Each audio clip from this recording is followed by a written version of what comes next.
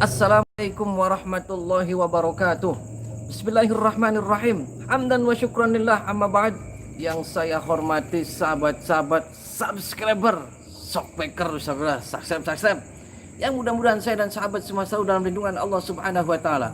Alhamdulillah pada kesempatan malam yang berbahagia ini, berbahagia karena saya sudah berada di Luwung Kramat, Kecamatan Mundu, Cirebon. Saya berada di samping makam dari ayah saya, yaitu abah saya. Jadi saya sekali nanti ziarah, saya akan cerita sekilas dan nanti saya akan mengijazahkan special edition untuk sahabat-sahabat semua dari abah saya dulu. Di ya special edition lah. Saya akan mengijazahkan di samping makam abah saya dan nanti saya akan bincang-bincang dengan Mama Haji Raden Ahmad Kosasi. Beliau adalah salah satu kuncen daripada Pangeran Raja Muhammad yang berada di Luwung Kramat, sahabat. Bisa caprak, kita jangan pernah takut setan belek, setan engklek, wis kepret pepak. Yang penting waras, bergas, beras, barang akas sering keramas. Tuntas. Aduh, caprak wis pengen. Jazakumullah jasa kepada sahabat-sahabat subscribe semua yang sudah mencet abang-abangnya kan. Chat. Ya, mudah-mudahan berkah-berkah. Allahumma salli wa sallim wa barik alaihi wa ala alihi wa sahbihi. Allahumma salli ala Muhammad ya Rabbi salli alaihi wa sallim. Allahumma salli ala Muhammad ya Rabbi salli alaihi wasallim. Rabbi fanfa'na bibarakatihim wahdinal husna bihurmatihim. Rabbi fanfa'na bibarakatihim wahdinal husna bihurmatihim. Salawat istighfar, wis perbaiki sholat, bisa jangan caprak wis bengi. Jadi saya sekarang sudah berada di Desa Luwung Kramat, Kecamatan Mundu, Kabupaten Cirebon. Di sini adalah terdapat makam waliullah, yaitu Raja Muhammad. Nah, Raja Muhammad di Luwung Kramat. Beliau adalah wali min auliyaillah. Dan juga nanti saya akan bincang-bincang dengan Bapak Mama Haji Raden Ahmad Kosasi. Dan nanti saya akan menuju ke makam abah saya, di mana beliau adalah seorang praktisi yang luar biasa, yang banyak sekali mengajarkan kepada saya hakikat daripada praktisi, bagaimana menjadi seorang praktisi. Beliau adalah guru yang sangat luar biasa bagi saya. Beliau adalah orang yang tanpa pamrih dan luar biasa perjuangannya untuk menumpas para dukun-dukun santet, sahabat. Jadi sebentar saya akan bincang-bincang dulu dengan Mama Haji Raden Ahmad Kosasi. Assalamualaikum. Waalaikumsalam warahmatullahi wabarakatuh. Sehat Mama Haji? Alhamdulillah sehat, berkah, rahayu. Selamat. Gimana, sudah punya cucu? Cucu belum. Nah, ini sahabat Anak sudah punya. Juru kunci siapa Mama Haji? Haji Raden Ahmad Kosasi. Juru kunci di Pangeran Raja Muhammad. Syekh Raja Muhammad Pangeran Luhung. Pangeran Luhung. Beliau siapa itu? Syekh Raja Muhammad adalah cucunya daripada Syekh Sarfidayatullah, ya. Cucu dari Tubagus Fase juga. Nah, Syekh Sarfidayatullah itu mempunyai anak yang nama Dewi Kaunganten. Kaunganten itu ditikah dengan Sultan Jakarta atau Jayakarta. Itu punya anak namanya Pangeran Muhammad. Nah, Pangeran Muhammad ini waktu masih menjelang remaja dia mempunyai ilmu-ilmu laduni yang sangat hebat sekali, sehingga dia meningkat dewasa, dia hijrah ke negeri Minang, ke daerah Minang. Di sana beliau mengembangkan Islam dan mengajarkan Islam, coba belajar di tokoh-tokoh masyarakat, sehingga beliau itu menjadi seorang guru besar, seorang ulama besar, sehingga dapat julukan Syekh Raja Muhammad. Tuh. Dari sana pertengahan abad ke-16 beliau itu hijrah lagi melalui lautan, kemudian sampai dia ke tanah Jawa, singgah di daerah Alas Mundu Pesisir. Nah di sana alhamdulillah pesisir, dia singgah di sana dan ketemu dengan di situ ada tempat yaitu Bakti Lobama, yang di situ ada Syekh Brata Kelana.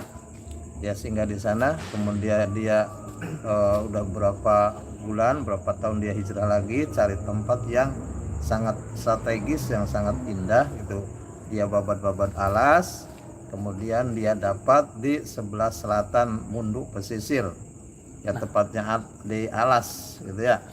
Nah kemudian dia udah temuan tempat yang sangat baik, dia bikin padepokan, dia bikin pesantren. Di sini dia ketemu dengan Putri Pangeran Cempaka. Nah dia dekat dengan Ratu Dewi Purbasari namanya, sehingga dia ditikah. Kemudian dia punya anak dua, ya kemudian namanya Pangeran Anom dengan Pangeran Mertasari. Nah di situ kemudian karena sangat padepokan itu sangat masyhur, sangat tinggi sekali dengan keilmuannya, kegewaliannya, oleh Syekh Syarif Hidayatullah Soan, Syekh Raja Muhammad itu diberi gelar Pangeran Luhung. Pangeran Luhung artinya luhung itu luhung ilmunya, luhung barokah karomahnya. Nah di situ kemudian berkembang oleh para kiai, para habaib, yaitu sesepuh dari buntut pesantren, dari benda ya, dari gedongan, pada kumpul di situs Syekh Raja Muhammad, ternyata merasakan keindahan, merasakan keberkahannya, merasakan kenikmatannya, sehingga para kiai, para habaib menyebutnya kepada Syekh Raja Muhammad itu wali murah atau wali loman. Artinya murah loman barokah karomahnya, bukan murah karena dikasih uang atau apa, enggak ada. Di sini murah karena barokahnya. Nah gini Mama Haji, itu sekilas ya, dia udah menceritakan tentang Pangeran Luhung. Nah saya mau nanya tentang abah saya nih, Mama Haji nih. Nah Bapak Kiai Haji Lukman Hakim, menurut Mama Haji sendiri gimana beliau, ayah saya ini? Ya menurut saya sih kalau Haji Mamak atau Lukmanul Hakim itu seorang tokoh yang di Luwung, seorang ulama di Luwung juga, jadi ya dipercaya oleh masyarakat yaitu untuk mengimami di Masjid Karomah Luwung. Nah sebagai ulama, sebagai tokoh masyarakat dan dengan hubungan dengan orang tua saya yang sangat dekat karena keluarga, karena sahabat gitu ya, sehingga untuk memperjuangkan di Luwung itu yang sangat baik sekali. Nah, dulu pernah nggak ngobrol dengan abah saya? Pernah Mama Haji nih? Saya pernah ya, dengan Haji Mamak memang saya itu ya mengalami juga ya, selama saya masih ketemu dengan Haji Mamak ya, tetap saya ngobrol, tetap saya komunikasi untuk dalam kegiatan-kegiatan tentang keagamaan gitu ya, yang ada di Desa Luwung itu. Dulu abah saya emang banyak tamunya ya Mama Haji? Sama Ya juga. memang Abah Haji Mamak itu ya sangat banyak tamunya ya, karena dia tuh mempunyai ilmu-ilmu yang dipercaya oleh masyarakat gitu ya, gitu.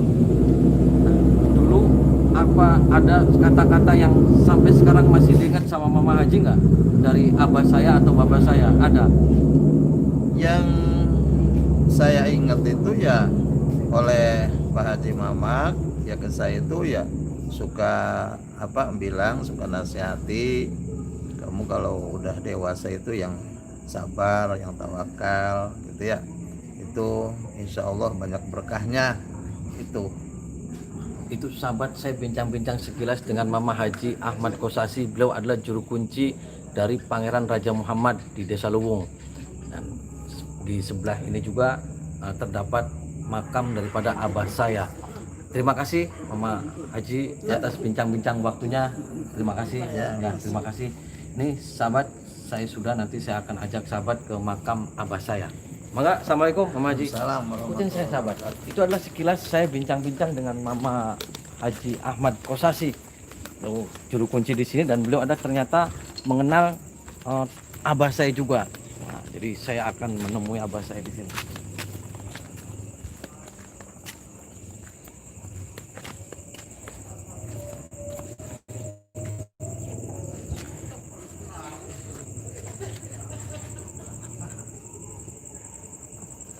sahabat, ini adalah makam daripada abah saya, yaitu Bapak Haji Lukmanul Hakim atau yang disebut dengan Haji Mamak bin Kiai Hudori. Kiai Hudori sendiri ini sahabat.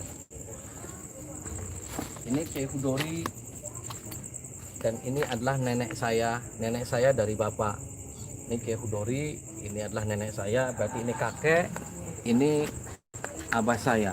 Jadi ini Haji Lukman Hakim bin Kiai Hudori bin Kiai Jamhur bin Kiai Arif bin Tubagus Muhyiddin bin Tubagus Zainal Asikin. Jadi bin sampai ke Sultan Maulana Hasanuddin Banten. Jadi begini sahabat, saya dulu pernah ngelihat abah saya itu malam itu saya habis pulang dari pesantren 3 hari. 3 hari itu beliau belum tidur. Waktu itu saya habis main lah, kan pulang nih pesantren kan main dolan. Jam 3 malam saya pulang. Ternyata rumah sudah dikunci dan saya gedok-gedok, yang membuka adalah ibu saya. Ketika ibu saya membangunkan, saya ngintip di penasaran nih kamar ya. Orang tua saya ngintip dari maklum anak badeg lah, ngintip saya dari pintu ngintip. Ternyata saya melihat ada beberapa pusaka yang terbang, dan abah saya itu lagi meditasi seperti ini, dan pusaka itu terbang pas berada di sini, yang arah nancepnya itu ke arah abah saya nancep. Dan abah saya waktu itu tidak menggunakan baju, akan tapi menggunakan sarung saja. Itu lagi tarung begini. Saya kaget, terus saya langsung lari. Saya terus keluar lagi ke rumah teman karena saya takut kan. Nah akhirnya saya seminggu kemudian saya ngomong, saya kemarin ngintip, saya bilang itu sebenarnya apa? Kok anak keris terbang gitu mau ngantem. Abah saya cuman mesem aja. Itu ada beberapa sekitar 50 dukun santet yang mencoba untuk menyerang dan menggunakannya benda-benda media yang seperti keris semuanya, yang kalau sampai tembus itu bisa nancep katanya. Waduh, luar biasa jadi gitu. Jadi saya begitu. Jadi abah saya bilang, udah nanti ketika meneruskan saya, abah saya sudah bilang begitu. Jadi abah saya bilang jangan pernah takut santet. Kenapa? Karena santet harus dilawan. Karena abah saya bilang seperti itu. Nah ada lagi yang kejadian unik sahabat. Saya waktu itu rumah saya tahun 2012 itu kebakaran. Kebakaran itu saya waktu itu sedih, saya nangis walaupun tidak di depan orang banyak. Ketika orang banyak sudah pada datang, saya nangis di ruangan sendirian yang atapnya tidak roboh karena semua ada dak tangga yang di bawah itu tidak kebakaran. Saya menangis dan saya sedih karena semua harta benda semua ludes terbakar api. Nah, saya tidur 3:30 waktu itu di bawah di kursi. Ketika tidur, abah saya beliau ini adalah datang dalam mimpi saya. Abah saya datang menggunakan jubah hitam dan semua serba hitam, dan ngomong ke saya, sini, kamu nanti akan saya kasih air ini untuk minum. Nanti setelah diminum sini saya akan pegang mata kamu. Kalau nggak saya pegang mata kamu nanti akan bahaya. Dalam mimpi abah saya datang pas malam setelah kebakaran. Waktu itu saya dikasih air sama abah saya, terus saya minum air itu. Setelah minum, udah kamu jangan sedih, jangan pernah sedih, ini semua harta dari Allah, ini kebakaran adalah ujian dari Allah. Kamu tidak punya uang kan? Nanti ketika bangun tidur, kamu coba ambil atau buka bantal kamu dan ambil itu uang untuk melakukan renovasi. Jadi waktu itu abah saya bilang, udah nanti kamu bangun tidur ambil uang di bawah bantal. Ternyata ketika saya bangun saya kaget. Ternyata saya menemukan tumpukan uang, saya hitung itu sekitar 25 juta. Dan luar biasa, saya baru seumur hidup ketika mimpi abah saya datang itu ambil uang 25 juta di bawah bantal, dan ternyata ada. Dan waktu itu saya langsung belanja material semuanya, dan saya merasa merasa pede lagi lah, karena lumayan dengan uang 25 juta. Uang dari mana saya kaget. Waktu itu saya takutnya uang itu uang godong. Saya belanja-belanjakan, ternyata orang yang dibelanjakan sama saya tidak ada yang komplain. Berarti kan uang benar. Waduh, sana anak. Tapi wallahu a'lam itu uang dari mana. Dan itu saya menceritakan mimpi dan itu yang terjadi. Dan juga ketika saya dalam keadaan kacau, kalau ada masalah, pasti abah saya datang dalam mimpi saya. Beliau selalu mengatakan, saya tidak pernah mati. Kamu kalau ada masalah datang ke kuburan dan cium maisan ini. Ketika mencium maisan ini, pasti saya akan datang dalam mimpi dan bahwasanya saya tidak pernah mati. Abah saya selalu bilang begitu. Makanya saya kalau ke sini pasti langsung mencium maisannya seperti ini. Jadi saya ada ijazah ke sahabat-sahabat semua. Dan juga ini nyambung dengan saya yang diijazahi oleh Syekh Hisam Al-Kabbani. Beliau adalah salah seorang torekoh dari Amerika, California, yaitu Syekh Hisam Al-Kabbani. Waktu itu saya menemui beliau. Beliau juga sama, ketika kamu ada masalah, ketika kamu pengen sukses, datangi makam orang tua kamu selama 40 malam, dan cuma datang saja 40 malam, jangan pernah tinggal. Ketika itu sukses, maka kamu akan menjadi orang dan kamu akan diangkat derajatnya sama Allah. Dan itu nyambung dengan apa yang dikatakan abah saya, yaitu yang dikatakan Syekh Hisam Al-Kabbani dari Amerika. Jadi sangat luar biasa sahabat. Jadi sahabat, jangan pernah untuk terus mendatangi makam orang tua untuk memberikan doa, karena doa itu pasti akan nyampe pada orang-orang yang sudah meninggal. Jadi saya ijazahkan sahabat, ketika ada masalah apa, datangin kuburan orang tua, walaupun tidak bisa doa, tidak bisa, yang penting datang aja, datang hatta Fatihah. Alhamdulillahirabbil alamin arrahmanir rahim maliki yaumiddin iyyaka na'budu wa iyyaka nasta'in ihdinas siratal mustaqim siratal ladzina an'amta 'alaihim ghairil maghdubi 'alaihim waladdallin. Hanya Fatihah untuk orang yang sudah meninggal. Itu doa akan nyampe insyaallah. Jadi begitu. Dan juga saya akan memberikan sahabat bacaan, yaitu asyhadu an la ilaha illallah wa asyhadu anna muhammadar rasulullah, ya Allah ya hayyu ya qayyum ya qawiyyu ya matin. Itu dibaca ba'da sholat subuh. Setelah sholat subuh itu 1000 kali. Ketika sahabat rutin selama seminggu membaca itu juga saya dijazahi dari abah saya, maka semua permasalahan, semua hajat, semua cita-cita akan dikabul sama Allah insyaallah atas izin Allah. Jadi itu dibaca lagi, asyhadu an la ilaha illallah wa asyhadu anna muhammadar rasulullah, ya Allah ya hayyu ya qayyum ya qawiyyu ya matin. Dibacanya setelah subuh 1000 kali. Itu rutin terus 7 hari. Kalaupun nanti ketiduran, ulangin lagi dari awal. Jadi begitu sahabat. Inilah makam daripada beliau, itu Kiai Haji Lukmanul Hakim bin Kiai Khudori bin Kiai Jamhur bin Kiai Arif bin Tubagus Muhyiddin bin Tubagus Zainal Asikin. Jadi bin wis kalian yang penting Maulana Hasanuddin Banten itu aja, dan Syekh Syarif Hidayatullah. Jadi mudah-mudahan sahabat, saya dan sahabat semua kelak yaumul kiamah, yaumul mahsyar akan mendapat syafaatnya Rasulullah sallallahu alaihi wasallam. Jangan pernah takut santet, jangan pernah takut setan belek. Kepret terus dengan sholawat istighfar, dan selalu perbaiki sholat. Ketika sholat kita kurang baik, maka terus perbaiki. Ketika perbaikan sholat kita selalu diperbaiki, maka kehidupan kita akan insyaallah akan menjadi lebih baik lillahi rabbil alamin. Inilah sahabat, beliau adalah guru saya, orang tua saya. Sekaligus kalaupun saya ada masalah, pasti beliau hadir dalam mimpi-mimpi saya untuk memberikan solusi, memberikan apapun. Jadi beliau adalah menurut saya orang yang sangat luar biasa. Mudah-mudahan Allah mengampuni segala dosa-dosa beliau, dan juga mengampuni dosa-dosa saya, dan juga mengampuni dosa-dosa sahabat-sahabat semua. Sahabat yang saya hormati dan yang saya muliakan, jangan lupa terus baca asyhadu an la ilaha illallah wa asyhadu anna muhammadar rasulullah, ya Allah ya hayyu ya qayyum. Baca habis subuh 1000 kali. Mudah-mudahan hajat sahabat semua dikabul sama Allah. Jadi begitulah sahabat ceritanya. Jadi abah saya itu dulu emang sering perang dengan dukun santet ya. Jadi sekarang anaknya melon ngepret dipak. Jadi siapapun orang yang menyalahgunakan ilmu-ilmu dari Allah untuk mencelakakan orang, untuk membuat orang bangkrut, untuk membuat orang patah hati, untuk membuat orang sakit hati, untuk membuat orang terpuruk, maka akan berhadapan dengan saya. Siapapun itu yang selalu orang mengamalkan ilmunya untuk kejelekan-kejelekan, untuk menyalahkan orang, maka akan berhadapan dengan saya. Kalau tidak terima, ayo berhadapan dengan saya. Karena semua ilmu yang diberikan oleh Allah adalah ilmu untuk kebaikan, ilmu untuk menolong orang. Khairun nas anfa'uhum linnas. Ketika manusia itu untuk mencelakakan orang, ilmu yang dikasih oleh Allah, maka berhadapan dengan saya, sahabat. Muat, serem ya. Jadi siapapun itu orangnya, kalau mempunyai kelebihan dari Allah untuk mencelakakan orang, untuk membangkrutkan orang, catat sekali lagi akan berhadapan dengan saya, Ujang Bustomi. Ya, sahabat. Allahumma salli wa sallim wa barik alaihi wa ala alihi wa sahbihi.